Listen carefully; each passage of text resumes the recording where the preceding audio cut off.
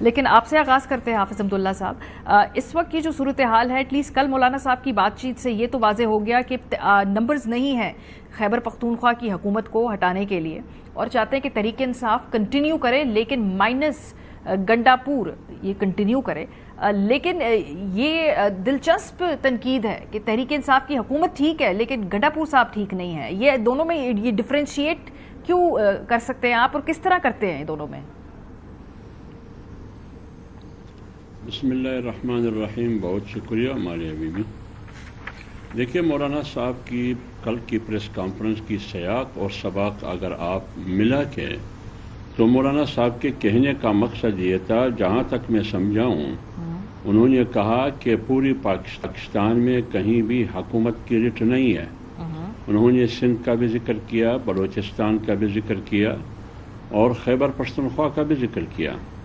بالخصوص انہوں نے تبدیلی کی بات کی، کیونکہ تبدیلی کا نعرہ یہ روز اول سے پاکستان تحریک انصاف کا نعرہ ہے. تو مولانا صاحب نے اسی نعرے کو بنیاد بنا کر کہا کہ خیبر پختونخوا میں کوئی تبدیلی نہیں آئی ہے. تو جب کوئی تبدیلی نہیں آئی ہے تو مولانا صاحب نے کہا کہ اگر خیبر پختونخوا کی حکومت کو تبدیل کیا جاتا ہے تو یہ تبدیلی پارٹی کے اندر سے ممکن ہے، یعنی تحریک انصاف کی پارٹی کے اندر سے ممکن ہے. کیوں؟ مولانا صاحب نے یہ بھی کہا کہ اس لیے کہ میرے پاس اکثریت نہیں ہے، اکثریت پی ٹی آئی کے پاس ہے، لہذا پی ٹی آئی تبدیلی لا سکتی ہے.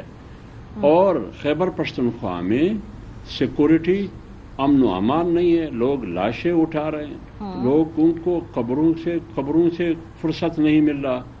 تو جب صورتحال یہ ہو اور معیشت تباہ ہو رہی ہے، کرپشن کے چرچے ہیں، اختیار ولی خان وہاں بیٹھے ہیں، کو پتہ ہے کہ خیبر پختونخوا میں کرپشن کے کیا ترانے گائے جا رہے ہیں. تو مولانا صاحب نے ان تمام کڑیوں کو ملا کر کہا کہ خیبر پختونخوا کی حکومت ناکام ہو چکی ہے. اگر تبدیلی لانا چاہتے ہیں تو تبدیلی ودن پاکستان تحریک انصاف، جمعیت علماء اسلام کی کوئی دلچسپی نہیں ہے. اب آپ بتائیے اس میں مولانا صاحب نے کون سی ایسی بات کی؟ کوئی ایسی بات نہیں کی، پر میں غیر جمہوری بات نہیں کی. میں تو اس باریک بات کو سمجھنا چاہ رہی ہوں کہ گنڈا پور صاحب جو ہیں وہ اگر تبدیل ہو جائیں تو گورنمنٹ کنٹینیو کرے. تحریک انصاف اور گنڈا پور صاحب کے درمیان میں جو فرق ہے یہ میں سمجھنا چاہ رہی تھی. لیکن اس کا مطلب یہ ہے کہ ایٹ لیسٹ جمعیت علماء اسلام یہ سمجھتی ہے کہ کوئی ووٹ آف نو کانفیڈنس اگر آیا تو وہ اس کا ساتھ بھی نہیں دیں گے. اگر آپ لوگ نہیں لا رہے، کوئی اور لے کے آ رہا ہے، آپ اس کا ساتھ دینے میں بھی انٹرسٹڈ نہیں ہیں؟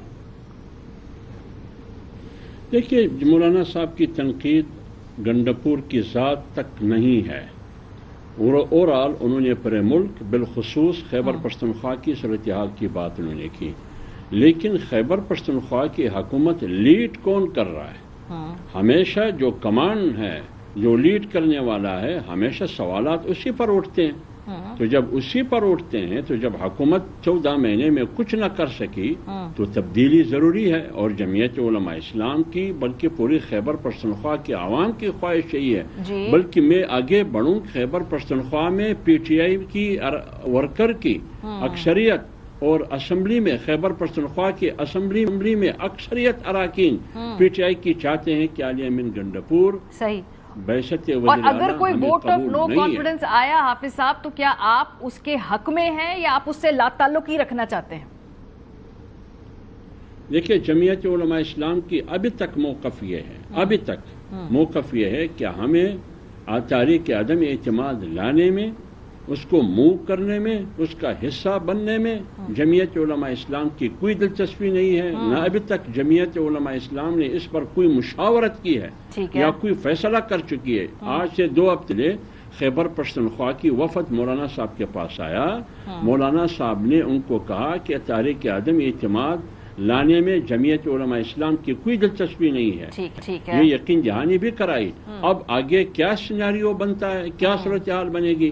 مولانا صاحب نے کل کی پریس کانفرنس میں یہ بھی کہا کہ جس حکومت کو میں بکاؤ حکومت کہتا ہوں، جس حکومت کو میں عوامی مینڈیٹ کی حکومت کا حامل نہیں سمجھتا، میں اس حکومت میں یا اس حکومت کی تبدیل کرنے میں میری کیا دلچسپی ہے، لیکن عوام مطمئن نہیں ہے آپ کی حکومت سے. ٹھیک ہے، چلے آپ کا نقطہ آ گیا، آپ کا نقطہ آ گیا. حافظ صاحب آپ کہہ رہے ہیں ابھی تک کوئی مشاورت نہیں ہے، ابھی اس پہ کوئی ٹیبل پہ یہ آپشن موجود نہیں ہے. ہمیں شوکت یوسف زئی صاحب نے بھی جوائن کیا ہے، تحریک انصاف سے ان کا تعلق ہے. بہت شکریہ یوسف زئی صاحب ہمیں جوائن کرنے کے لیے.